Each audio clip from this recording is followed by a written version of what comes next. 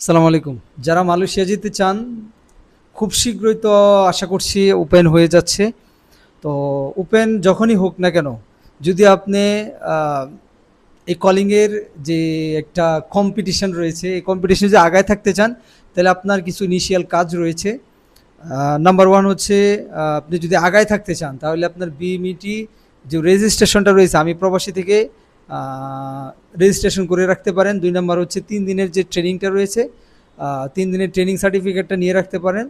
তারপরে হচ্ছে আপনার যখন নাকি ভিসা হবে আফটার মেডিকেল, তখন আপনি জাস্ট ভিসা কপি দেখিয়ে ফিঙ্গারটা কমপ্লিট করতে পারবেন।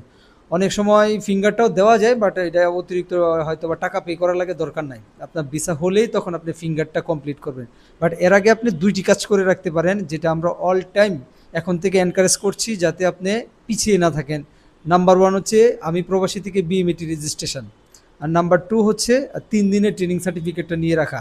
ঠিক আছে? আর অবশ্যই আপনার নিজের যে পাসপোর্টের বায়োডাটা পেজটা রয়েছে, একবারে সুন্দর করে কোনো একটা কম্পিউটারের দোকান থেকে স্ক্যান করে নিট অ্যান্ড ক্লিন নিজের কাছে রেখে দিবেন।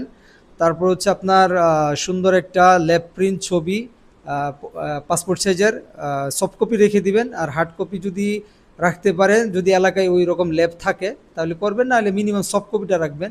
তারপরে যাদের মাধ্যমে আপনি প্রসেস করেন তারাই প্রিন্ট করে নিতে পারবি। আর হচ্ছে লাস্ট যেটা আপনার মৌলিক যে ডকুমেন্টগুলো রয়েছে, আপনার এনআইডি কার্ড, আপনার গার্ডিয়ানের এনআইডি কার্ড, আর নিজের নামে একটা ব্যাংক অ্যাকাউন্ট করে রাখা। কারণ হচ্ছে আপনি প্রবাসে যাবেন, দেখা যাচ্ছে যে মানে আলহামদুলিল্লাহ সব কিছু কমপ্লিট হলে চলে গেলেন, বাট নিজের নামে ব্যাংক অ্যাকাউন্ট নাই, এটা আবার ইন ফিউচারে আপনার জন্য একটা হ্যাসেল। সো এখনই আপনার প্রি রিকুইজিট হিসেবে আপনার বিএমএটি রেজিস্ট্রেশন, 3 দিনের ট্রেনিং, আর হচ্ছে আপনার পাসপোর্টের বায়োডাটা পেজ স্ক্যান একটা ছবি করে রাখেন। আর সময় করে আপনার নিজের নামে একটা ব্যাঙ্ক অ্যাকাউন্ট করেন। তো ভালো থাকেন।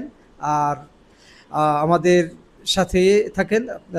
আপডেট পাওয়ার জন্য অবশ্যই আমাদেরকে ফলো করে রাখতে পারেন। আসসালামু আলাইকুম।